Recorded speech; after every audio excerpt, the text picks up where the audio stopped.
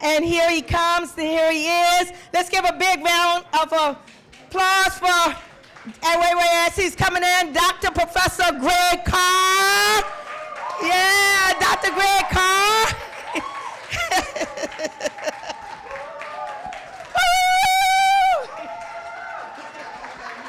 And he's the star here, not me. So before we begin, and he's going to begin with one of his phenomenal libations, I first want to thank Bus Boys and Poets. Brother Andy Shalal right there. Stand up, Brother Andy Shalal. Please stand up. Because it is because of you that we have establishments like this to be able to come and talk about very, very critical issues of the day. And one of the things I do talk about in my book is when President Barack Obama came here to Bus Boys and Poets to have lunch with a group of returning citizens who he granted clemency to. Yes.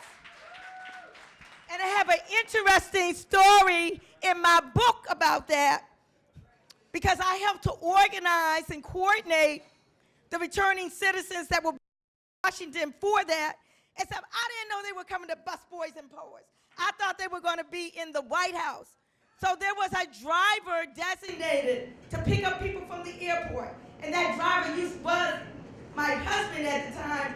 And I'm saying, why didn't you tell me that you got a message from the White House saying, don't take them to the White House, take them to 14th and B Street, Bus Boys and Poets. Because I sure would have been here myself. Because I wasn't part of that historic lunch, so I helped to put the machinery. So y'all just saying Bus Boys and Poets is in that book. So thank you, Andy Slap. So with this, we're going to get ready to start with libation. I want everybody to take a deep breath right now. And I know I need that big breath. Because there are reparationists here from around the country. If you're a reparationist, give some shout outs. We're in the middle of a huge assembly right now, so thank you for coming. Thank you, DC community, for coming as well. So Professor Dr. Greg Carr is going to grace us with libation. We're going to then show a 10-minute video, and then we're going to rock and roll. And none of it is scripted. This is totally and completely, right, Baba? Stream of consciousness. I'm going to give him the mic, and I'm going to help with the little bell. Say that again. Well, I'm going to help bring the ancestors in while he's bringing them in, okay? And I'm going to give you the microphone. Thank you, Santi San. All right. Everybody, let's give our full attention right now. This is a very sacred part of our evening, and it's a time of ancestors and ancestors. The ancestors whose feet I sat at, okay, who are in the pages of my memoir, and I'm proud to have learned from them and been taught by them, and we're going to bring them and other ancestors and all of the spirits that we need to bring into this room right here, right now, today, Bus Boys and Poets. So, Dr. Carr. Thank you, Mama Nkechi. How's everybody doing? All right. Everybody who is older than 61, may I continue to speak? Yes. All right. We'll open the way, right? And now we're going to evoke many of the names that we see in Sister Nkechi's book. Who's read this book? All right. Who's going to read this book? All right. Who's getting the audio book? Who's reading the audio book? Read an audio book. We listen to an audio book. And when we get into the discussion, I'll explain just how you're going to be able to listen to that audio book. But right now, we're reading it. Oh, yeah. Now, you all know, ain't nobody can narrate my book but me. That's why it's taken 6 years. Me, you will hear my voice. I'll be in the grocery store. I'll be just walking down the street. People hear my voice. Say, I know that voice. You on WPFW? Are you in Nkechi? I said, yeah. They said, they don't know my face, but they know that voice. Very clear. So I raised that in this context, and we're going to talk about it a lot. And since we have so many revolutionaries here, freedom fighters, it's going to be a great conversation. We'll say a few things, but then we really open it up because this is going to be an incredible conversation in this very important space. Bob, yes, sir. You. Are you just making sure the light? Okay, let there be light, as we say. So, but I raise it right now in this moment of libation because so many of the names that we will hear our sister through our ears as she speaks to us through the pages of this book, so many of those names are ancestors. And as you say near the end of the book, as you name ancestors one more time in a paragraph, you say, but that list gets longer every day. And so even while we are here, we have received ancestors in the last several weeks. We saw, of course, Baba Bernard Lafayette make the transition, and so many others who have joined the ancestors. Sister shout out to Shakur, who's is in all through these pages. So with that in mind, we'll do an abbreviated ritual of libation. We hear the bell. We know that among the Akan and tree, people might say, I go, and we know the response for us on the ground on top of the earth is, I may, right? We say, I go, I may. But we know when we say I go with our ancestors, the I may we hear is in our blood. It's in our memory, because none of us created ourselves. We were made by 2 other people, who were made by 4 others, who were made by 8 others, all the way back to the beginning of existence and then loop back around to now, because time is not a line, it's a circle in a line. So we will take this water, this beautiful Sankofa bird. I know there's a story behind this glass. Maybe we'll hit that too. And as we commingle this water with this earth, we know that our bodies are primarily water. And we know that the food that nourishes us and the drink that nourishes us, thanks to our brother Andy Shalal. Thank you, brother, as always. And the family here at Bus Boys and Poets. We know that commingling sustains us, but we also know that this plant represents everything else that is in our bodies. But the missing element is what we will call now from the Yoruba people. And the word we use there for the thing that cannot be named, the power to make things happen, that energy of constant movement is the Ashe. Ashe? Ashe. And there are many names we can use, but we'll use Ashe tonight. As we commingle the water with the earth and the plant, we call Ashe as we name the creative force that gives everything existence, the unmoved movers, the darkness, the movement, the constant undulation, what the ancient Egyptians might say and name as Amun, who although hidden is the source of all life, power, and health, Ashe. Ashe. We pour then to that creative force as it has always existed, the principle through which the Egyptians would name the ability always to know that every action has an equal reaction, and that what we put out in the universe comes back to us through Ma'at, as the Egyptians would say, Ashe. We pour then to that existence that has always existed, that has expressed itself throughout timeless time and space, that congealed around itself in the form of stars, and out of the stars giving birth to the same thing that we are part of, on this little ball that spins around one of those tiny stars among the endless cosmos, Ashe. We pour then to those who walk this ball, who are part of everything that exists in the cosmos, who came out of Africa to populate the world, Ashe. We pour then to their children, our ancestors, who, becoming aware of themselves around the world, began to look upon the face of the cosmos and wonder why they exist, Ashe. And they answered that question through reducing their understanding to a form of speech that they could transmit from generation to generation to generation, Ashe. And having created that form of speech that they generated and create from generation to generation to generation, they then began to give themselves their own names. We talk about the ancestors in Kush, Ashe, Kemet, Ashe, Nubia, Ashe, Aksum and Merowe and the Shilluk and the Dinka and the Noor, and as they spread across Africa, we have the Nguni language speakers in the south, the Zulu and the Swana and the Sotha, those in West Africa, whether they be the Yoruba, the Ibibio, the Igbo, whether they be around the Senegambia River, the Wolof speakers, whether they be in the great forests of the Akan speakers, the Tree and the Ashanti and the Fanti and the Ga, whether they be anywhere on that continent, Ashe, we pour to those ancestors. We pour to those ancestors who, having erected the first civilizations, who gave the world mathematics and architecture, who gave the world the first songs and poems, who had the first tragedies and comedies, who fought the first fights and had the first makeups, who made the first love and had the first splits. We pour to those ancestors who showed us how to be human in the world, Ashe. We pour then to those ancestors who, while minding their own business, were interrupted by their children who no longer recognized them, by their children who had walked out of Africa millennia before and became what we call Asians and Europeans who adopted religions that had come from Africa, whether it be Judaism, Islam, or Christianity. We put those ancestors who were set upon by their children who no longer recognize them. Ashe.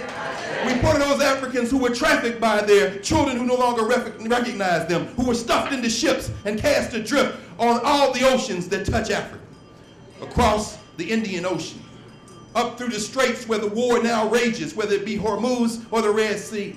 We put those Africans who were trafficked across the Atlantic.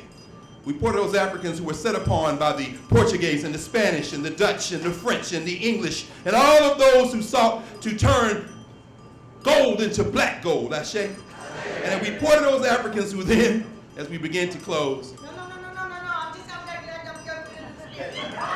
No, because we got to get to the conversation. And we put those ancestors who taking that memory, put it on, lean on me. Just come on down here with me, that's all, because you know you be on them heels, Nkechi. I said, we go on down by this here. Come on down here. Get this chair. Oh, you that? Okay. We put those ancestors who now, having stuffed into their mouths the languages of their children, who learning the French and the Spanish and the Portuguese and the Dutch and the English, called out to the creative force. And the first words in those languages became Mon Dieu, or Madre de Dios, or Oh my God. And they prayed to their creator to have them not only endure, but transcend this assault by their children. Ashe. We then pour those ancestors fortified by their spirituality, fused together new ways of knowing out of the old ones, who created Vodun and Santeria and Candomblé, and created all those spaces, Macumba, and out of them created resistance. We pour to Jean-Jacques Dessalines, Henri Christophe. We pour to Cécile Fatimont and Toussaint Louverture. We pour to the man himself at the great ceremony, the Mambo ceremony at Boy Cayman, who said, cast down the image of the white man's God, who has brought down your tears for so long, and listen to liberty in all our hearts. We pour. Ashe. We pour then to our ancestors like Ganga Zumba among the Palmares Maroons and the Quilombos of Brazil. We pour to the Blue Mountain Maroons of Jamaica and Nanny. We pour to the ancestors who occupied the great dismal swamp of Virginia and North Carolina. We pour to the sister who took us out of the eastern shore of Maryland. We pour to Harriet Ross Tubman, also known, of course, as Araminta Ashe. We pour then to our children, our ancestors who fought in the Civil War in the United States, who liberated themselves, whose names are etched just beyond this restaurant at the Great Civil War Memorial. We pour to those Africans who fought aligned with the British, with the indigenous, with the English, with anybody else who would help them free themselves. Ashe. We pour to their children, our ancestors, as we come down to where we are. Their children who drove the cars as chauffeurs, who mowed the grass on the lawns of the people who had held them captive, who set their babies, and they had done for generations. We pour, in other words, to the great-great-grandparents of those who are in this room. The great-great-grandparents, the great-grandparents, the grandparents of those here who suffered indignities because they knew that you were on the way, that we were on the way. And in this moment, please call the name of those ancestors who made it possible for you to be here, all the pop-pops and nanas, and let's hear the names.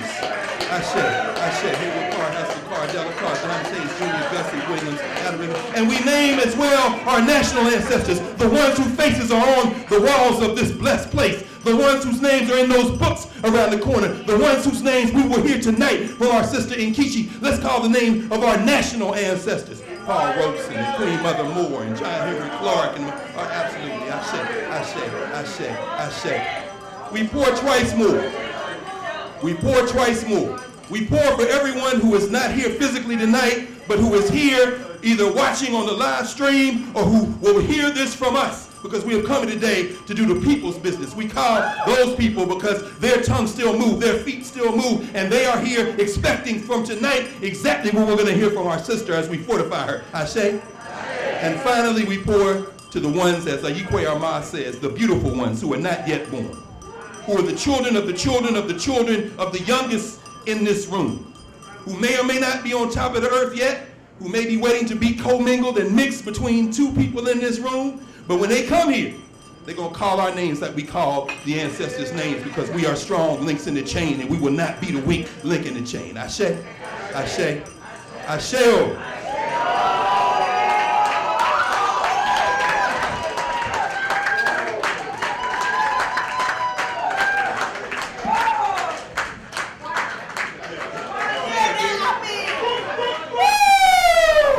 Give it up again for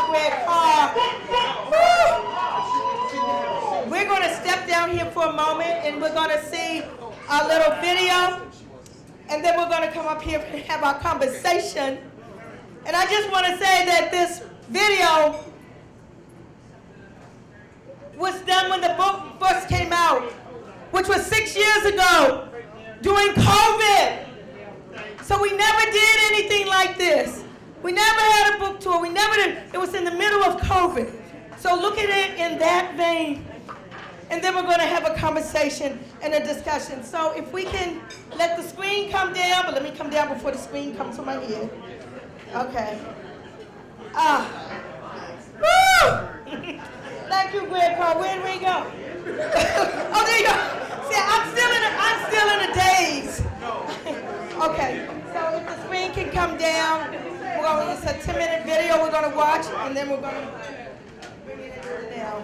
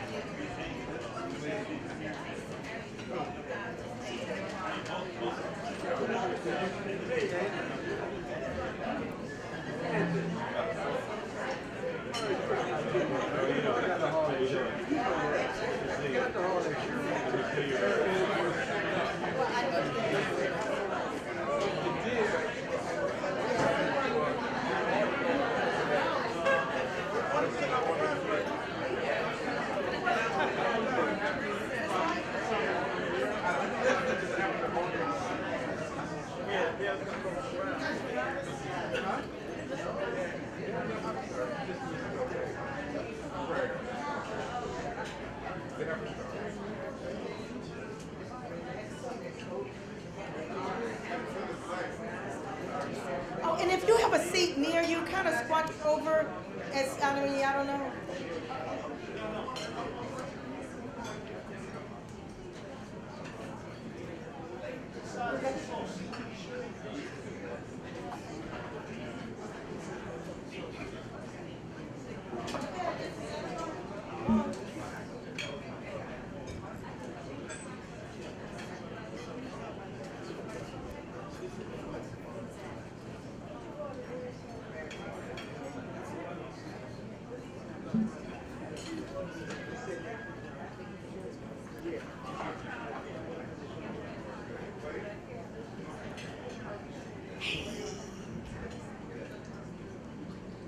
Oh my goodness.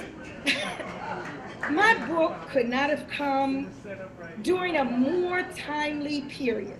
And at first I was saying, oh no, dang, oh my God, a pandemic? Everybody is sheltering in place. Everything is closed. No physical events are being held. What am I going to do? So I consulted with my colleague, Paul Coates, about the efficacy of publishing in such an atmosphere, and he said it would be difficult. He said it would be hard. He said that many of the major publishers are going to be holding off to next year, but he ended up by saying, Nkechi, knowing you can do this. You got this. And then George Floyd happened, and Breonna Taylor happened. And revelations about Ahmaud Arbery surfaced, and all hell broke loose in the streets. What do we want? Justice. When do we want it? Now. Stop killer cops. Defund the police. Free them all. Wow. Talk about a game changer. And I thought my book was going to be the radical one on the cutting edge, but actually now I'm beginning to feel that my book is a little bit more conservative and a little bit mild. But here it is, y'all. I just got my author-proof copy. I am so, you just don't know. It's like birthing a baby. That is really what it's like. It's like birthing a baby. So I'm going to share my screen for just a moment. And hold on, because I'm not the best techie in the world. Share screen and, okay. think this is it right here.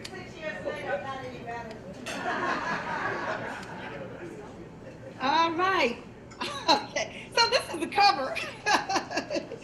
Okay, this is what we're talking about. That's like an ancestral gala, I guess you could say. It's like all of the ancestors were like fusing into my being. Whether we're talking about Harriet Tubman or Rosa Parks or the Honorable Marcus Garvey or Malcolm X. So we're talking about people who I actually walked amongst and lived amongst and learned from, like Queen Mother Audley Moore, or like Brother Imari Obadele, or like Brother Chokwe Lumumba, Geronimo Gijaga Pratt. I mean, you know, Asada Shakur, we're talking about the ancestral spirits, you know, becoming a part of me, inspired me to write the book that I did, in fact, write. So let's just listen for just a minute and 38 seconds. Mine is the story of a quest really told. The search for the resistors and the rebellious, the pursuit of virtues on the cutting edge. My memoir is both serious and scandalous. It's a juicy story of history, politics, law, culture, and yup, romance.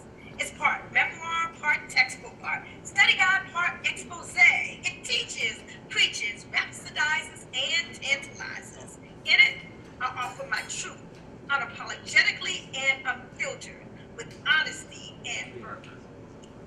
Navigate this quest with me as I bear witness to ancestors, people, and episodes that swayed my consciousness.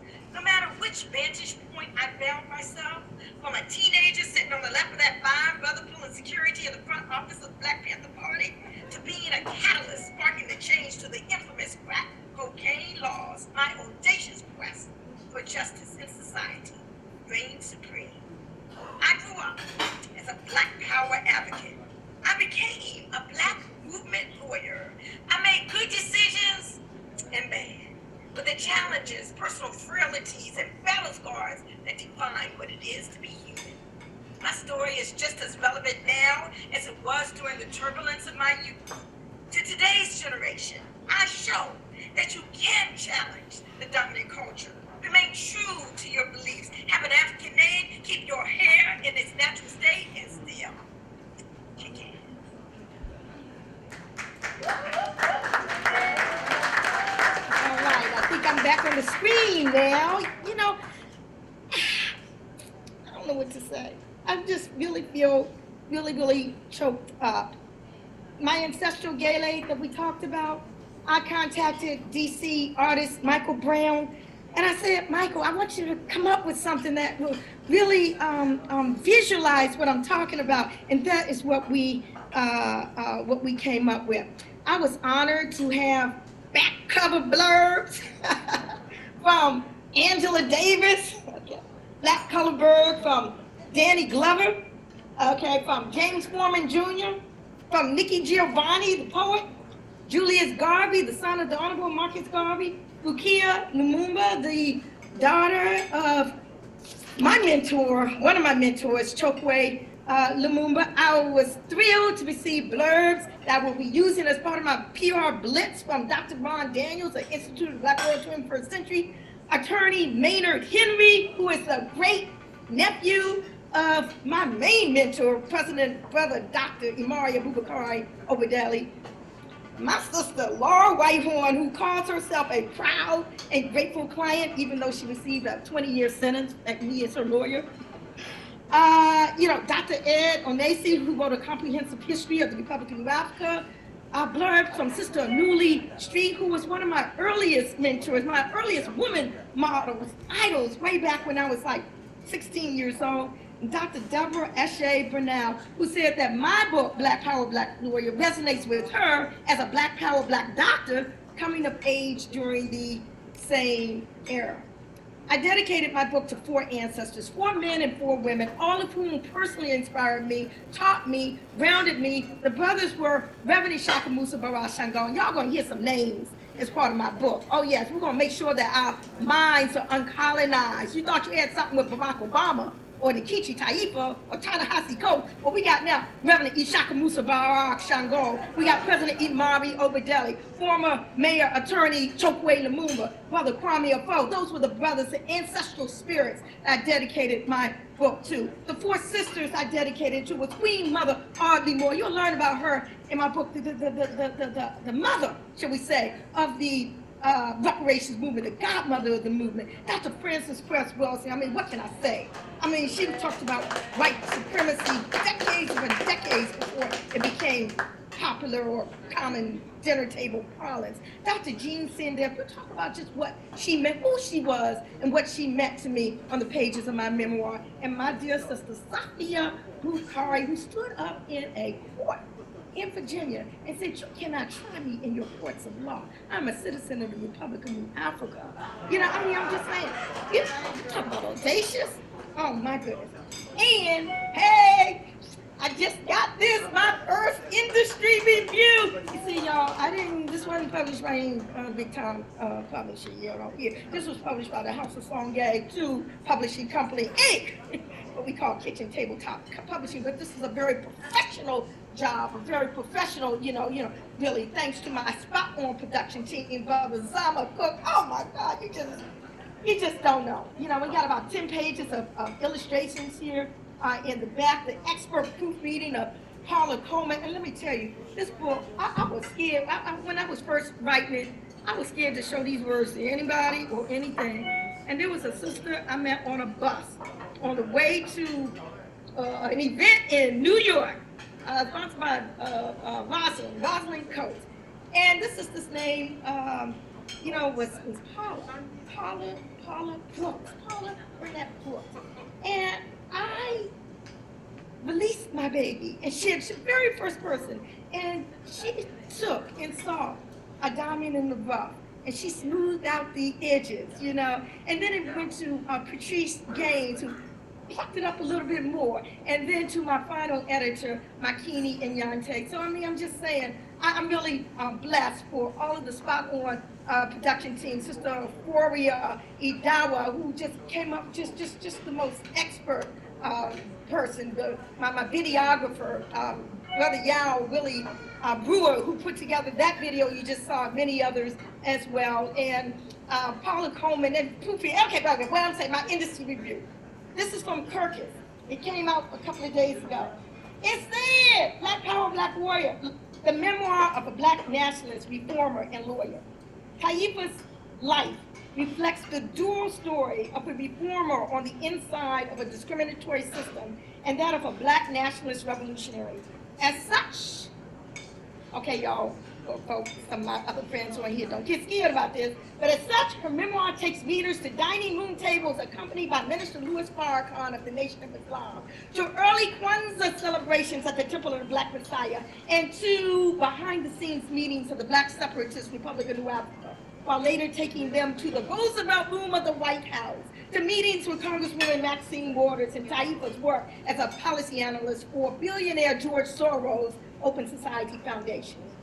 Personally involved in a variety of Black nationalist groups in the 70s, and later working for decades as a lawyer advocating criminal justice reform, Taifa's memoir is not just a retelling of her own life story, but serves as a vital history of the post-60s fight for Black liberation. It is, in her own words, part memoir, part textbook, part study guide, part expose. As she weaves her own story into the wider history of nationalists like H. Rap Brown, Angela Davis, Chokwe Lumumba, and Assata Shakur. The work also discusses a more internal struggle of a Black nationalist woman who spent years on, quote, the cutting edge of revolutionary action, but whose legal career for change inside the system often requires her to play the part of a, quote unquote, responsible reformer. Nor does she hold back on her personal life, openly discussing her experiences with sexual abuse, 2 failed marriages, and a frantic hunt for a missing sex tape. Nearly every chapter is richly adorned with historical photographs or snapshots of the author with an assortment of Black revolutionary celebrities. Original poetry, mostly centered on Black nationalist and Pan-African themes, is similarly sprinkled throughout her narrative. While Taifa's bold attempt to tell both her own story and that of a larger history of the Black experience can be at times cumbersome, but this is nevertheless a powerful, important book. An engaging memoir of not just a fascinating woman, but a history of a movement. Ooh! An engaging memoir of not just a fascinating woman, but a history of a movement. All right, Cookies Reviews, I'll take that, you know. It's also up there on my website, www.blackpowerblackwarrior.com.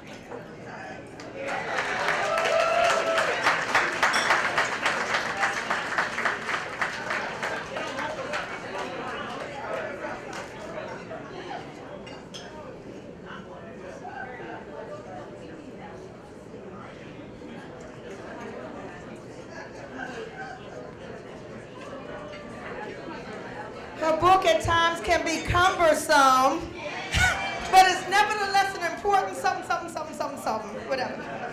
That was the white folks review. With Carr. I'm up here by my lonesome. So while he's waiting to come up, I just want to say, this is a celebration of the quote-unquote audiobook release of Black Power, Black Lawyer. However, the production folk who were doing it said, I didn't realize the book was that long. It basically is 21 hours. So the production is still going on. So Sister Shakira over there has a wait list for those who are interested in actually ordering the audio book. I will let you know when it will be out. But right now, you can still get the physical book, because my thing is you need to get the physical book as well as the audio book, because there's much more in the physical book. You got the end notes and the footnotes and the pictures and all that kind of stuff. But you get to hear my voice on the audio book as well. So I'm good. You got your mic. I got my knife. How you doing, Nick? Nkechi Taifa, can we get another incredible applause? So you're saying the interviewer, and just so we know now, it's 17 after 7. We'll do this for a few minutes. But again, every time we have a convening where you have folks who live this struggle, you know, I feel like we often should hear from as many people in dialogue with you as well. A lot of your comrades are here. And there's a lot of ancestral energy in this room. And since this is being recorded and preserved, it's important for people to be able to hear this who didn't experience it directly. And I was actually going to open with the question your daughter asked you at the beginning of the book, which is whether or not you defended Rosa Parks. And maybe we can still use that as a point of entry. I raised that because last weekend we were in Montgomery. Fred David Gray, that name y'all probably know, Fred Gray, 95 years old, who was Martin Luther King's lawyer and Rosa Parks' lawyer. What you looking for, Keach? I was just ahead of my notes on here anyway. No, go ahead. We're going to find it. Take a quick beat. Keep going. They're in your head, anyway. They're in my head. There you go. She said, is that the folder you looking for right there? I don't know. No. That's all right. For the paper, y'all. That's all right. Keep going. All right. No, but I only mention it because you're part of a line of defendants in the courtroom that is truly remarkable. And while the reviewer may have said there's some cumbersome parts in the book, I understand that regardless of whatever his race is, he's definitely got a Western mindset. Because memory keepers in our tradition, the Jollies or the Griots, as they're called by the French erroneously, if you ask them a question, they can't start by answering the question. They have to start with, in the beginning, and if you have to sit there for 3 days, they will finally get to the point where you, so cumbersome is a word that should be used by people who don't understand African memory. Oh, yeah. There we go. That's my daughter. Of course. She got it. She in the book. No question. Said, Mommy, why'd you write all that? No.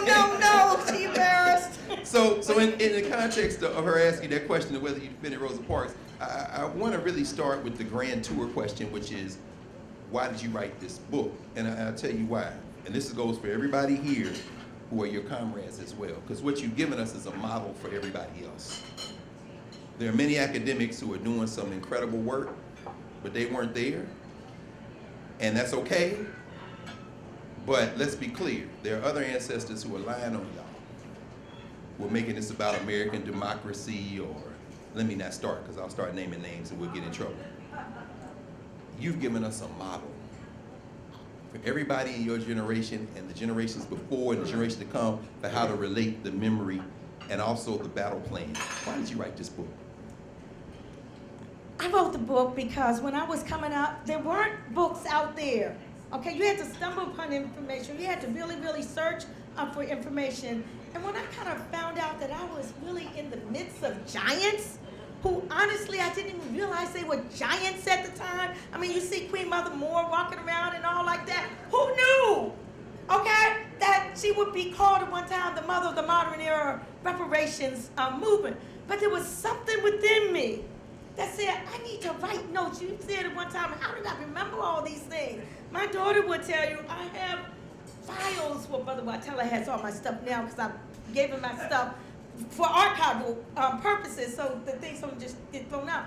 But I felt it important that the history that I was living through my own eyes, not through big civil rights icon, but ordinary people like myself growing up during this era, the era of what I call Black Power, that information be preserved. And I was blessed to really walk amongst giants. There's a sister in this room right there, Anuli Street. She and her then husband had an organization called Black Land Movement right here in Washington, D.C. I was 16 years old, and I was a file clerk for Black Land Movement and Black Land News magazine.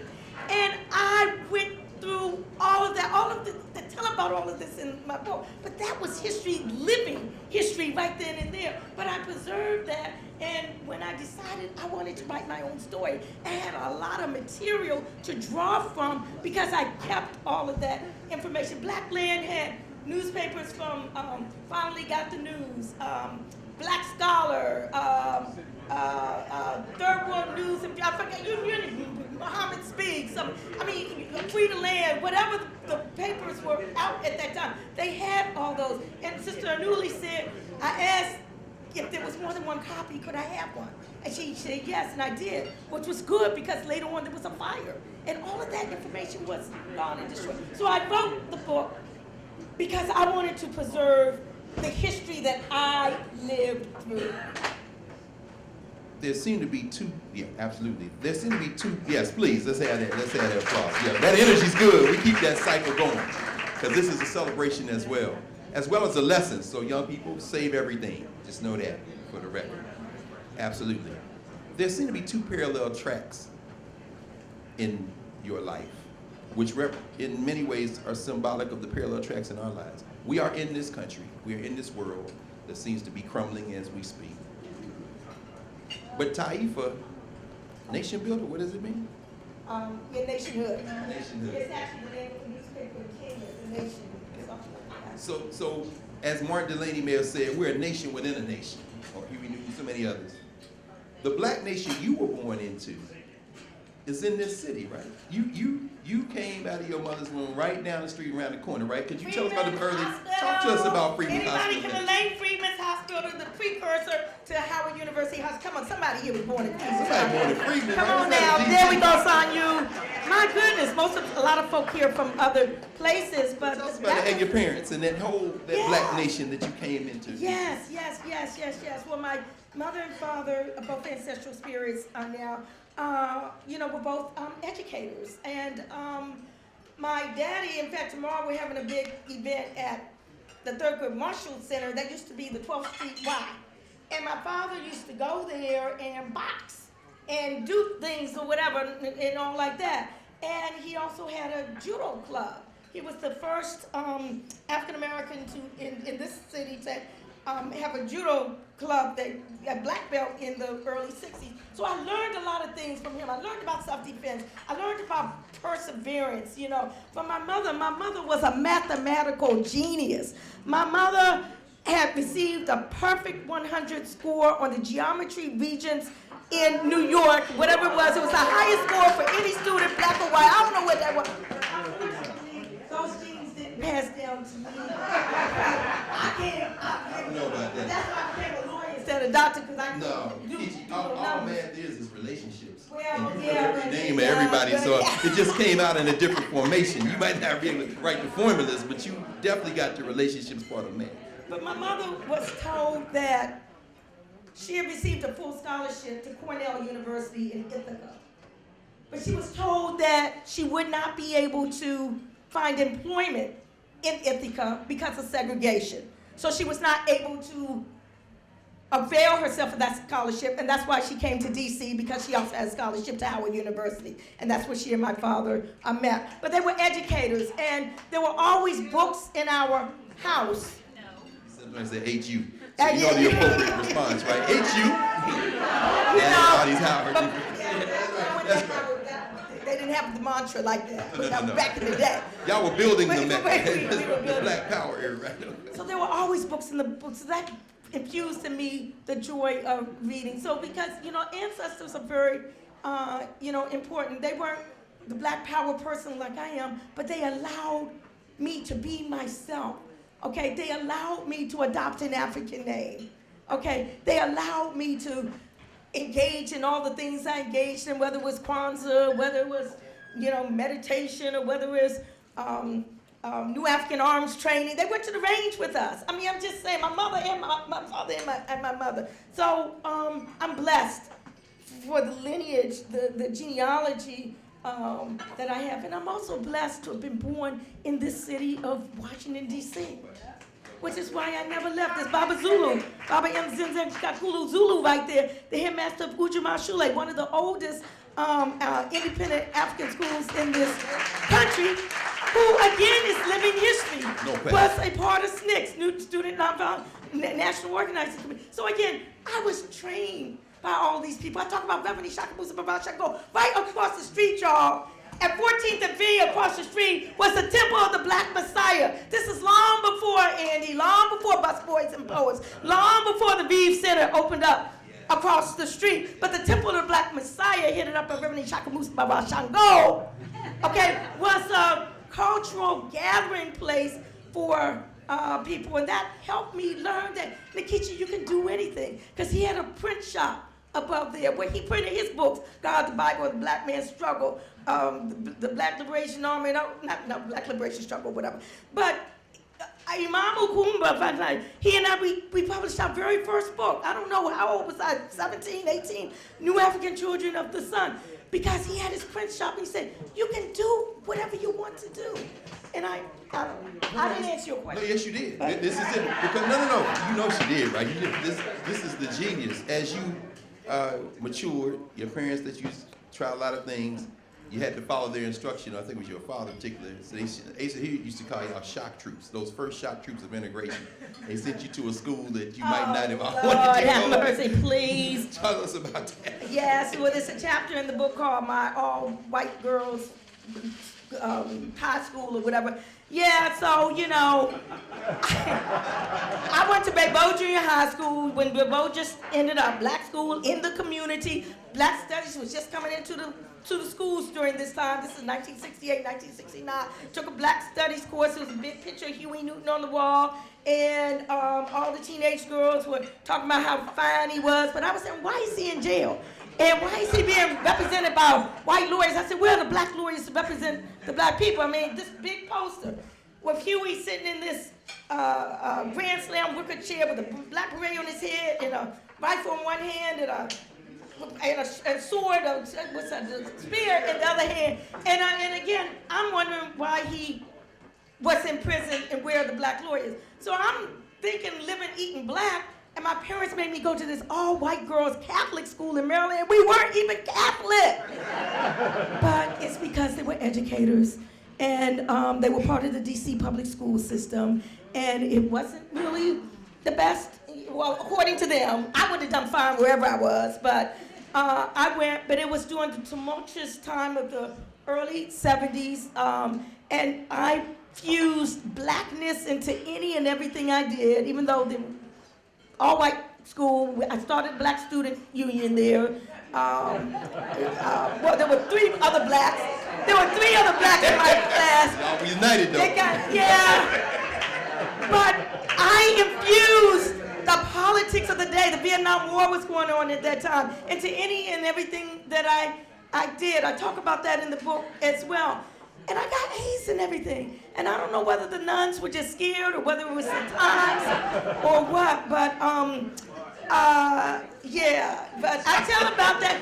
My parents thought that they were trying to keep me away from drugs and all that. First time I ever saw marijuana was sitting in the rotunda in front of the white all-girl Catholic school, and they lighten up and all like, and not giving a care in the world. Yeah, black folk sent to prison for mandatory minimum sentences for marijuana. You know, that you'll learn later on. So and that helps us because all of these things are layered, and we won't go through the whole book because y'all gonna listen to it. But you're laying the foundation here because that's gonna be a big part of your life, dealing with folks who have been victims, who are right there in the jaws of the wolf. And you saw some of that stuff up close, including people who have a care in the world. I'm surprised they ain't bust out the cocaine, but that's a story for another day. You know. Well, they were doing pills and all. Oh, yeah, okay, there you go. All right. I'm like, the rest. I don't know what all that stuff exactly. was. But they were doing, trust me, they were doing it all. So now, my eyes on the clock, so just a couple more questions, and we're going to open it up so we can be in dialogue. You come back to where your parents went to school, Howard. Yes. And then, for a moment, like you said, they didn't have gap years back when we went to school, right? But you say, okay, let me hold up because I'm taking a job. I'm looking at law school because I want to be a lawyer. I don't have any lawyers in my bloodline to model, but you went to go to Howard Law School, but you end up in GW, you go to night school. But then you take the foray into, and I'm glad I was here because talk to a little bit about independent black education, an interview about Wakili and Nation House and CB, because that's also a pillar of your life. So please talk to us. Oh, yes, absolutely. After I graduated from Howard University undergrad in 1977, let me tell you, I was tired of school. You know, I mean, I know I said I always wanted to be a lawyer and fight for black people and all like that, but I was tired, you know. And, you know, again, I have been infused with the community, with Ujima Shule, Watoto School, Roots Activity Learning Center. At that time, it was near school, and they had my own Saturday school right across the street there at the Temple of the Black Messiah, called the Mario Bedeli New African Shule. Right, Makini, you know, you were there, you were a little girl there. I mean, Makini, what you don't know, maybe you do know, but that, you know, the neighborhood children around 15th and V used to come to the school. You wouldn't remember this, but after a while, you and Frelimo, Nkechi Taiffa's children, and Bilal and Fulani's children were coming to the school too. But the neighborhood children were coming to the school too. And after a while, Greg, I noticed that the neighborhood children stopped coming to the Saturday school.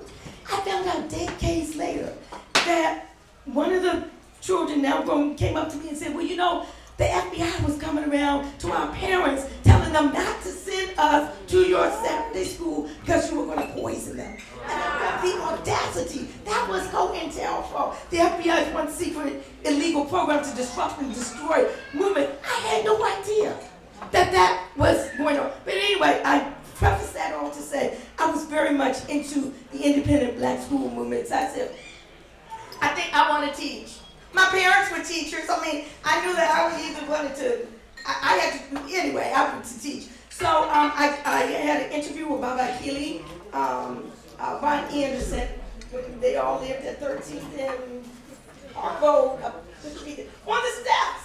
Okay, and I didn't know I was going to get hired by Baba Zulu, and you can identify with it because I had my tight blue jeans, so I might have had my big hair back, but you know, I never quite, before you got the feel of that lapa that I know we were supposed to be wearing, but anyway, me? And I taught, and that's where I first wrote the material that became part of, and you can hold it up, Shining Legacy, Story Points and Tales for the Young, so black heroes and heroines forever with me. So, and when I found out that book came out in 1983, though it was written in the late 70s, when I found out in 2020 that it was on the banned book list of the Central York, Pennsylvania School District, and it had been out of print in decades, I said I'm going to put my books back in print, so they are all back in print. Shining Legacy, The Adventures of Kojo and Alma, and Three Tales of Wisdom, my books for young people. So, yes, please. Yes. Oh, yeah, thank you. We, We then follow you in the book, filing the law school, and then into the work world. You practicing law, and really, I mean, it's like, I don't know how one person did all the things you did. We haven't even talked about all the stuff, all the interactions with all those formations, inside and outside of this legal structure. But your first cases, tell us about the ketchup. The ketchup in my face case. Lord have mercy. So it was a ridiculous case. And the prosecution should have been embarrassed to have even taken that case. It was a case of a young 18-year-old Haitian youth who was prosecuted for throwing ketchup in the face of a white girl in Georgetown in a upscale carryout called Frankly Fries. They actually took that to court, okay? And that was my first jury trial case. Now, when I jury trial.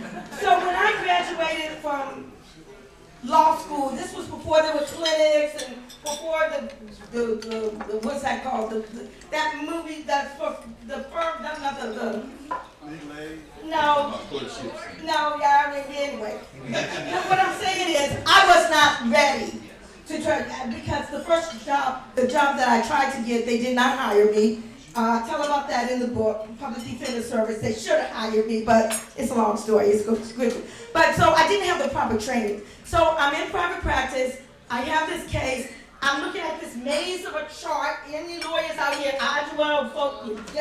this jury selection chart. And all I said, look, I'm going to find me some, that's a black man, that's a black man, that's a black man. I wanted to get, and the jury pool was not very diverse. It was mainly white, because black folk don't go to jury. But I found this one black man. There's one black man in that, and I got him on the jury. Okay, and I tell about the case, I tell about my mistakes, but I tell about my good points as well. And I ended up not winning the case, but I didn't lose. It was called a hung jury, which means someone hung up that jury. Thank you, black man in the back. And what that means is that if they retry, they can retry the case, but if they don't retry the case, it goes away. The reason why the case was so important because my client was not a U.S. citizen. He was from Haiti. And if he had been convicted, that could, even though it was a misdemeanor, that would have laid the basis for his deportation if he ever got caught up in the system again. So it was just like I won. And I swore, Professor Carr, that if the prosecution went and tried that case again, I was going to hang up my law degree because there's just no hope for this country at all. They catch up in my face. I think the ancestors that you won that case in the sense that he didn't, because even to this day, you see what's happening with TPS now. The court won't touch the hot potato. That just came down this week. But I gotta say something. Yeah, please. I'm sorry. No. One of the things I failed to mention. Let me tell you. Y'all know Red Carr, right? Yeah. Professor Red Carr. Yeah. Now, I asked Professor Dr. Red Carr if he would write the foreword to my book. Now, let me tell you. This book came out 6 years ago, which means it probably was like 7 years ago that it was a long time. I didn't really know you that well. Because let me tell you, if I had known then what I know now, I would have been too embarrassed and too timid to have even approached you. Oh my God! I am so glad you were just starting Karen Hunter. I think around that time. I just knew I said, but if I knew then what I know now, how could I have had the courage to have even approached you, to ask you, and you should see the forward that he wrote for my book. Oh my God! You talk about a Rio. You talk about wisdom. Oh my God! I just got to tell you. You need to get the book just to read that forward. Now what you're not saying is how long it took me to do it. You did it. You got it done. COVID, the world is shut down. It's a blessing. But and actually, that's a good point of entry for us to transition because one of the first places we began to know each other was, of course, through Encobra, which you co-founded. our sister Mashariki Juwanza, of course, an ancestor in Indianapolis. Yes, indeed. And talk to us a little bit about reparations and how that enters into the conversation. And then we're going to start steering it toward the conclusion. So for me, reparations is nothing new. It's always been a part of me. And the first real remembrance that I have is I used to sell Black Panther newspapers on the streets of Washington, D.C. I was never a Panther, as I said in the thing. I just hung out at the office and used to sit on the lap of that fine brother who was supposed to be pulling security in the front office. We just talked about the romance. It's in every page of this book. I'm 16 years old. So I'm selling papers downstairs in front of Soul Shack and in front of this little earring store and all. And then one day I just finally sat on the curb and actually opened it up. Really look at it. Okay. And I opened it up to that middle part that says what we want, what we believe. And that point number 3 says something like we want an end to the robbery by the capitalists of our community, and that the Jews were getting paid reparations and this and that and the other, and we demand our right to 40 acres and 2 mules. I'm not sure where the 2 came from, but it was in there. And I'm looking and I said, yeah, that makes sense. Hey, they ain't never paid us, So from way back then, I always was talking about reparations whenever and where I could, whether I was laughed at or whether I was ridiculed. I kept always talking about. This is when it was not cool to talk about reparations. This is when you would be, you're crazy, you're this and that. This is when it was a buck of jokes and all like that. So it gave me much, much, much, much, much pleasure. First of all, when Ta-Nehisi came out with the case for reparations in 2015, I think it was, and thank you, Paul Coates, because Paul Coates, his father, former member of the Black Panther Party, said, go and talk to Nkechi about reparations. I got one little line in there, but it's all up in there, so I'm glad they did, because we talked a long time, about the issue. And then my work with the Republican of Africa, just about every organization had the issue of reparations as part of their 10-point program in one shape or another. I mean, you name it, whether it's the Black Panther Party, the Republican New Africa, all of the groups, December 12th, the African National Reparations Organization, the African People's Socialist Party, even James Foreman with SNCC. Went into the churches and said, interrupt the Sunday service and said, y'all owe us some money. And some of the churches did, in fact, pay off. But with the Republican of Africa, of which I became a very integral part, helping to free Brother Imari Obadeli, their Declaration of Independence, basically one provision said, we claim no rights from the United States other than those rights belonging to oppressed peoples wherever they may be in the world. These include the right to damages, reparations due us for the grievous injuries sustained by ourselves and our ancestors by reason of U.S. lawlessness. And it goes on and on. I talk about all of that in the book. So I'm confused with all of this. And then I had gotten a job with the National Prison Project. And there was a sister there who was working there. I'm not sure she's still in this room right now. Is Ajawaya Toro here? She might not still be here, but she was with us earlier. But she was interested in the issue of reparations as well. And she was part of the National Conference of Black Lawyers. I was a baby lawyer, and she was a more advanced. So we were able to fuse the Black legal community with the Black nationalist and plain Africanist community. And that's really was the genesis of where Cobra came from, because the lawyers, the Black lawyers community, had a conference at Harvard Law School bringing Imari Obadeli, Chokwe Lumumba, and myself to Harvard to answer the question as to, do you need a constitutional amendment to effectuate reparations? And the 3 of us revolutionists said, hell no. We don't need an amendment because it's already there. It's already with our right as the international right to self-determination. And that's when we came up with the book in 1987 called Reparations, Yes, the Legal and Political Reasons Why Black People Are Owed Reparations, which was also on the banned book list, as well. But you have, is Reparations on Fire? Well, Reparations on Fire is in the, yeah. no, it is a different book, but in the appendix of Reparations on Fire is that book that Imari Chokwe and myself wrote called Reparations, Yes. But I just want to conclude that part by saying, So that was really the birth of N'COBRA, because the black nationalist community, i.e. specifically the Republican of Africa, Mario Bedelli, said we need to broaden this movement. We need to not have it just stay within the revolutionary fringes. It needs to become common sense and commonplace, okay? And that was really the birth of N'COBRA, to establish a mass-based organization to, lift up the issue of reparations. And it still exists today. Many people in this room, raise your hand if you're a part of N'COBRA or part of reparations. There's folk from all over the country for reparations in this room at this time. So I'm going to ask one more question, and then we open it up. And this one is triggered by what you just took us through. We were actually having that conversation last night over at Howard Law School, and the question's going to be about as a thinker and a teacher. The underexplored arguments you all make. When Barbara Mari moved right to America, the nation state, those Article 3 cases, the idea that y'all never asked us whether we wanted to be citizens. Right. You know what I'm saying? There's a new book, actually it's out there, Andy, on your shelf. That's where I saw it. I first picked up a copy called Indigenous Citizenship, talking about the Native Americans and following through constitutional law.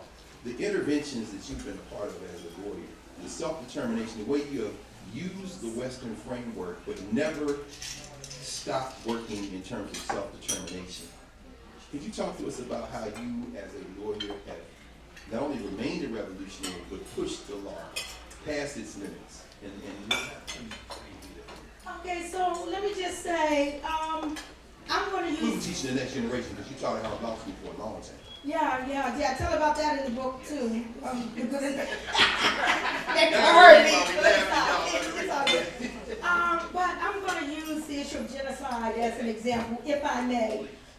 So when I found out all this is happening, we are history in the making. All this was happening during my lifetime while I'm in college and in law school and all. But when I looked at the international definition of genocide, which I saw was ratified by the U.S.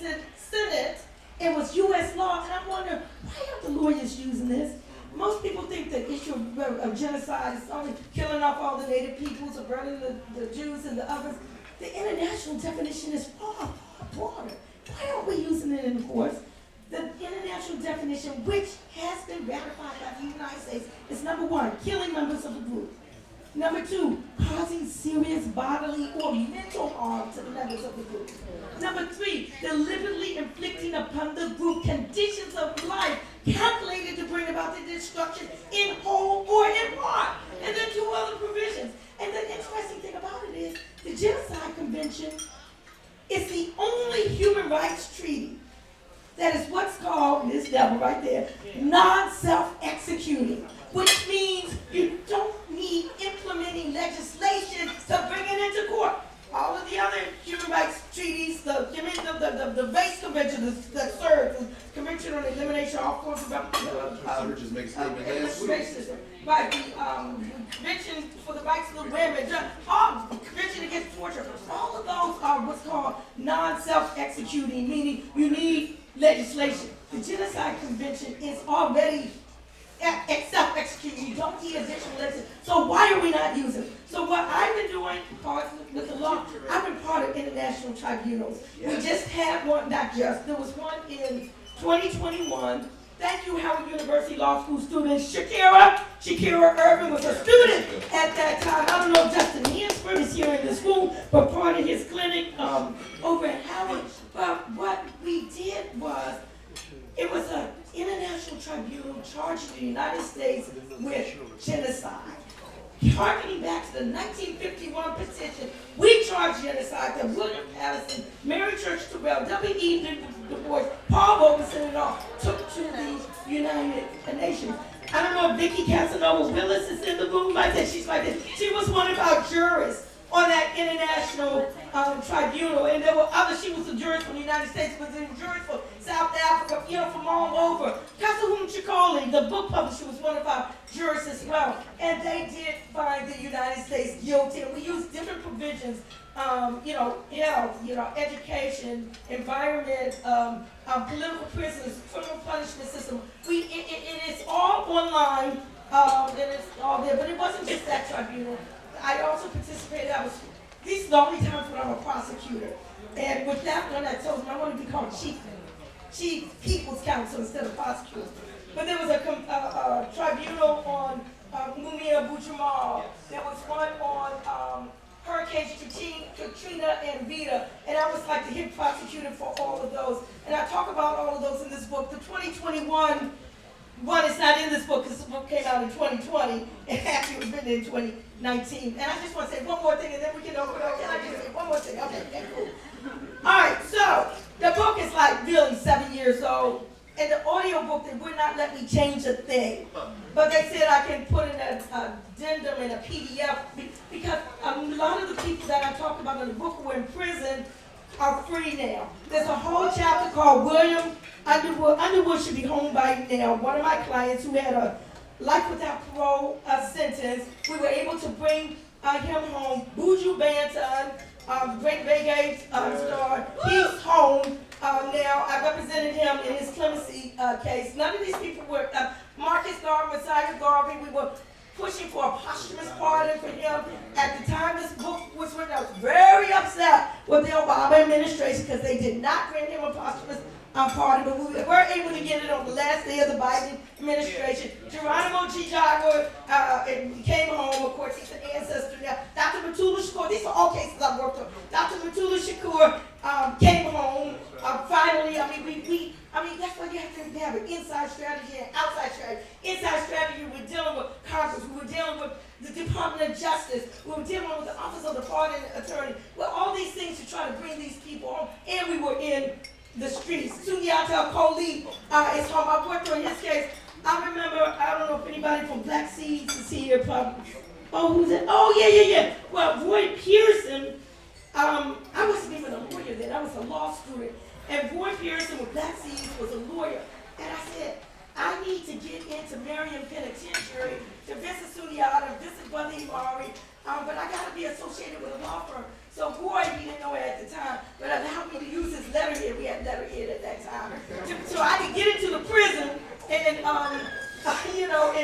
talk to my political prisoners. Oh, and Little Peltier was in that prison at that time too. So anyway, kudos to that. So I'm saying a lot of the things people in this book, Assata Shakur, I worked on the case of, okay, I don't know what I can say. I'm just going, well. Yes, you can. Okay, well, no, I will say this part. Because you got the picture. Yeah, no, that was, it's all good. But what I was going to say is that while in law school, Brother Chokwe Lumumba had me do research and write a brief that he could use in court in the case of Dr. Matulu Shakur, who was on trial for the liberation of Assata Shakur and the expropriation of Brinks and the like. And I did not realize until years later that they actually used that POW brief. It was a prisoner of war brief. And not only that, the judge found so much strength in our argument, I'll just use that terminology, that he had 5 agencies of the U.S. government respond to us: the Department of Army, the Department of Defense, the Department of, I forgot, 3 others. Of course, they shot it down, but the fact that he had their forms of government respond to our POW prisoner of war brief, and only found out about it because when the internet came around years and years later. I think somebody saw my name up there, Nkechi Taifa Carr, Minister of Justice of Republic of New Africa. And I'm thinking, oh my God, because all back then I was trying to be incognito. You can be under the, they didn't have only people who knew who you were was the FBI and all like that, but I'm trying to be a responsible lawyer and all like that. So anyway, then no bars hold. No hold bar. Yeah. Not barred at all. And of course, for everyone who's read the book already knows this, but for everybody who hasn't, who's going to get it tonight or read the audio book, you need to scratch the surface. Yeah, there's a lot. I mean, it is, no, there's a lot we haven't talked about tonight that is in this book. I mean, there are any number of ways, but I suspect now, as we're going to ask folk to, where's the microphone? Do we need to Baba Yao, there's another mic over there somewhere. Can we give it to I'll take this one down. I'll take this one down. Raise your hand, Baba Yao. Is there another mic? Because it was supposed to be another one. So we'll start. I'm going to go down here. and I can start walking around, and we start here with our brother. Managing the sound system from the front. The sound system in the front. They're not doing that. Thank you, sir. Thank you. Yes. Emphasis on free. And for those who don't know, I'm the revolutionary two-time candidate for DCW here. The three greatest lawyers I ever had the pleasure of meeting in my lifetime. Shout out to William Kunstler and Chobe Lumumba. I never had the pleasure of meeting them. But I met Johnny Cochran, I met Bill Murphy, and I met you. The three greatest lawyers I ever met in my life. So I want to thank you. Thank you for all that you do and have done and continue to do. Now, excuse me for taking this moment as some free legal advice. I'm retired. Yes, but you don't look nowhere tired on that stage. Okay. But Johnny Cochran said famously right here in Washington, D.C. in Anacostia at Union Temple that the best way to air your grievances against the federal government is the withholding of income taxes. All right? I want to ask you, what do you think is the legal precedence of that he was referring to as taxation or representation is the sole reason this country was founded on? Johnny thought D.C. had the best place for a test case for this. What says you? Well, I'll be very honest. Someone did test that. I don't know if he's in this room, but he went to jail. So I'm just saying, something might be right and something might be correct. But we are still... I've been doing it for 3 decades. I'm free as a bird. What did he say? He said on the advice of counsel, he should not repeat what he said. Yeah, I'll tell you later. We just have to recognize the system that we are in. That's all I'm saying. You go into something with your eyes full open. And although we might be right in the law, that doesn't mean that the law isn't going to try to put you down under it. So. I'm coming to you. Wait, sir? She said, don't you see that happening right now? Ask Wesley. Who else? Anybody? Hands? Okay, here we go. I'm coming to the corner. Excuse me. Not as thin as I used to be. I think I'm getting out of here. Good evening. You might have to speak up now. They can see. You got to tell them. I'm sorry, I can't really see. Good evening. First, I want to say you are very beautiful. And my question is, I have teenagers. I have a 17-year-old male and a 16-year-old female. What would you say to children that are coming up in this generation in reference to reparations and injustice and those type of things? What do you think that they should do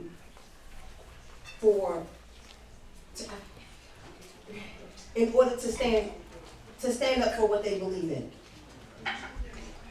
Well, I think they need to do just that. They need to get up and stand up for their rights. Stand up for what they believe in, what Bob Marley said. I mean, they need to read and study as much as they can. They need to coalesce with other like-minded people so they know they're not an island out there by themselves. And they need to just do the daggone thing. Okay, they need to know that their parents are supporting them in what they are doing. That's what I would say, because that's what happened with me. Thank you.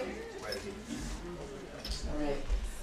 Nkechi, I wanted to know, how do you have this conversation in this environment where you can't even talk about DEI? You know, like how do you talk about reparations in an environment where you can't even talk about black and brown people's issues? Because a lot of people that look like me that are working in these organizations are even afraid to even broach the conversation. Someone was saying, this is nothing new. We have been here before. This is exactly what it was like when I was coming up. This is what it was like in my parents' day. And in their parents' day, and it was even worse, long before that. So this is nothing new. We have been here before, but what we need to do is think about how we come together as a people, and how we strategize, and how we make sure that the cycle doesn't keep repeating itself over and over and over and over again. How do we take our self-determination, okay, and really make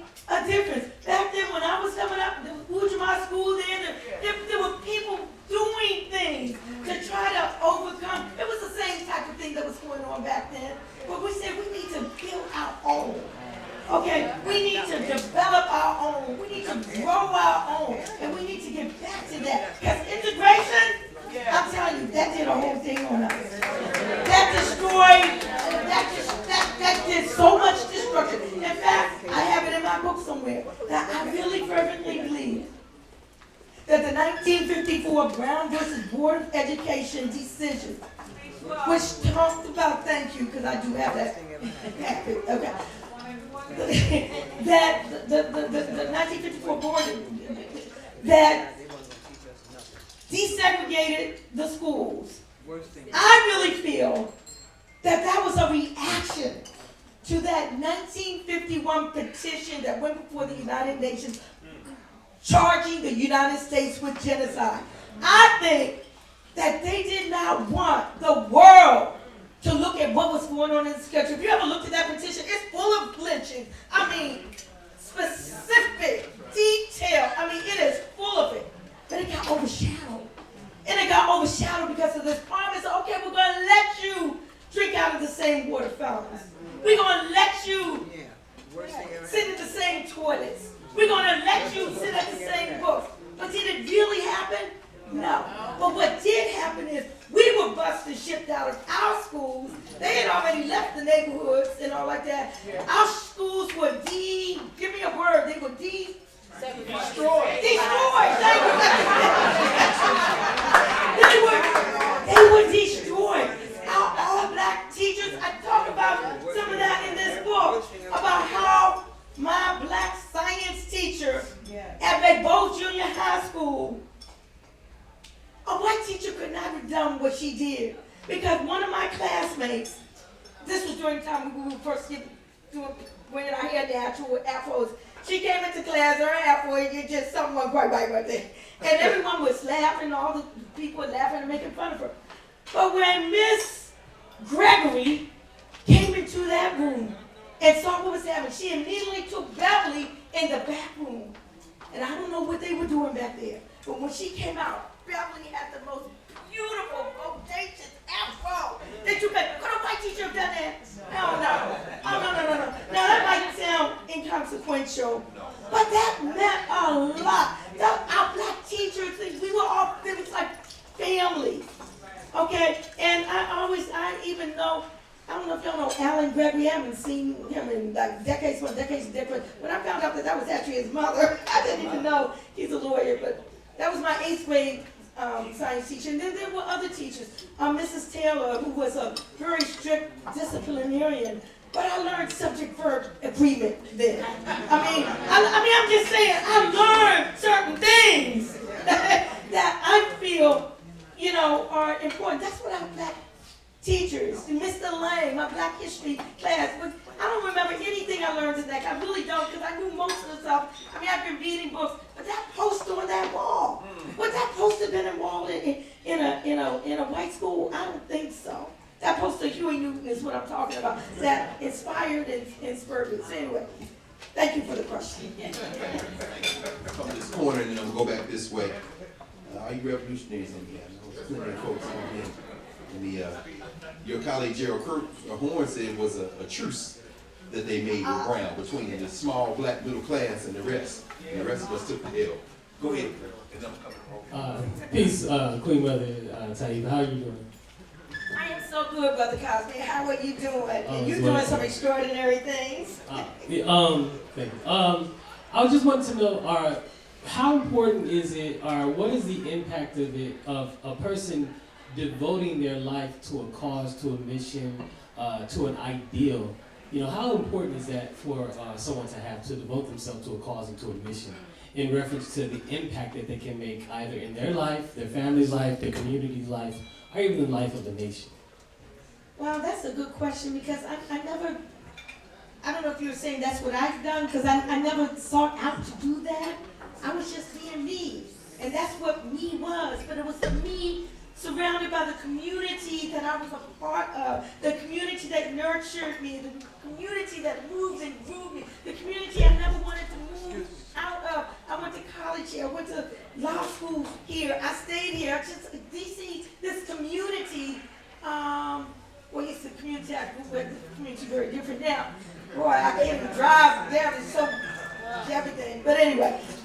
So I would just answer that in the abstract. I would say that's very, very important. I can't say that that's what I did. I just did me. I didn't set out to say I'm going to be a reparationist or I'm going to be, I don't know. It's just the influences around me and my love for all of these things. I don't know. It's something ancestral or something that was just leading me in these directions. You know, I don't know, Papa, so you want to help me? I don't know.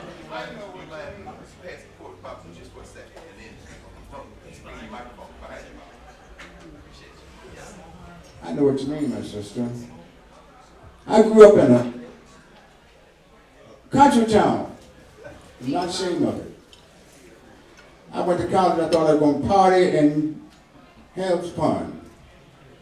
When I got to college, Mama Nkechi, something hit me just like it hit you. I got involved in the student nonviolent committee right away. Met John Lewis, Diane Nash, Bevel's, all those brothers and sisters. We said it was not right for those people to, our people could shop, but they could not sit down and get coffee or tea. I mean, that led me, and I work with white folks too, sister. That was our downfall. I'm telling you, it was a mistake. Baba, can you listen? I can't talk long, but I thought these Europeans were my sisters and brothers, but I found out direct, working with them, you hear me? Working with them, who they were. Later, we met Kwame Ture. John Lewis was chairman of SNCC at that time, but Kwame Ture just come from Howard University. And John won for the second term, but Kwame challenged him. And bam, he won. And then we learned what? More about who we are. Black power, doing the South, self-reliance. African people must rely, must free ourselves. We're having our 50th anniversary, my sister and brother, on April the 19th. I want all our people to come because we have to do something similar to this. We got to discuss where we are and what we're going to do. Let me tell you. Forward ever, backwards never. And that's what they want us to do. That's what Trump wants us to do. We're not going back. You hear me? All of us must step out of our comfort zone and begin to strategize. Because we've been through this before, and we are not going to lose. We are African people world over going to be free. You hear me? Do you hear me? Who believes that? And Mama Nkechi, you may have something else on your mind, my sister, but the ancestors was God in you. They knew who you were. And they made you to do what you need to do. That's why you wasn't scared. You wasn't saying, I see, I'm looking at you. Look at this sister. Look at this. She's telling her own story. You hear me? And so on April the 19th, my sister and brother, we're going to celebrate because we have Conquer One coming. And then we're going to invite Mama Nkechi, Mama Baba Carr, and all of you. We want you to speak. See, the people, when the people speak, we can act. So we're going to talk about some things. I want it to come out of your soul. And I hope that God answer to guide you in the right way. I just got to talking to some sisters and brothers from the south of Azania. Everybody know what Azania is? Yeah. South Africa. My daughter took me to Azania last Kwanzaa, my birthday. Now, she went there for some other reason. But you know what I did. I went to the village. I was on a radio program there, talking about the school. And then I got all these calls. They want me to come to their village. They treat me like a king, my sister. Listen to me. I met those people, then I learned that the apartheid system is still going on. The education system is still the same. And after talking to Sister today, I mean, I already knew that when Sister Barbara Zulu, we need the education supply. Thank you for saying it. Thank you. But we homeschool our children because we're not sending our children to this school system that's still in place all from the back, the apartheid going on. And she tells me, boy, Mom, I'm sorry, Mom, y'all got to hear this. So that they have turned our African people leadership just like them. They're not treating them right. I don't know whether y'all know this, but I know everybody loved Nelson Mandela. I know everybody loved Nelson Mandela, but Nelson Mandela was not negotiating. They were negotiating with him and telling him what they want. The Europeans still in charge. 95% of the land still owned by the Boers and the Europeans. 95%. Those people are still suffering. And they are not about to. That's just not about to change and do what Ibrahim Toure doing in Burkina Faso. They are not about to change, my Nkechi. And we need to help them. So, Ujima School, my sister, I know this brother here, he found out about me. He wanted to do a story on me. He wanted to do a documentary on me. And also, I'm writing a book too, my Nkechi. People have been asking me this for 30 years. I think it's time now. It's time now. And Mama Nkechi, my sister, but I'm going to stop now. I've been knowing her for a long time.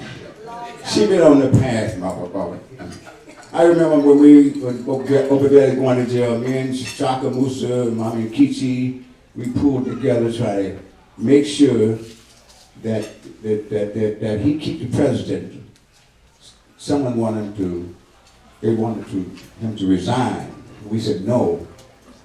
I was a Supreme Court judge in the Republic of Africa. But I don't know, Mama, who else was happening. All I remember, you and Shaka Musa and myself. I know we met him, we had a last speech at the Howard University Library. Remember that? It's been a long time. And I'm happy to dedicate the book towards Obadeli. When the Republic of Africa is to vote, our students and our teachers will count their ballots, right? I talk about all of that, it's all in the book. I talk about all of that. I talk about the good, the bad, and the ugly. I hope everybody buy this book, okay? And I hope to see you May 19th at the Xavier Center in Maryland. April.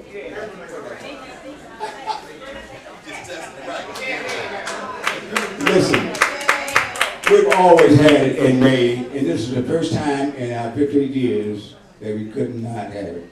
We were at Howard University for many years, but they different place now. Miss McLeod, did y'all know that she passed? We gave her an award, Baba. We gave her an award.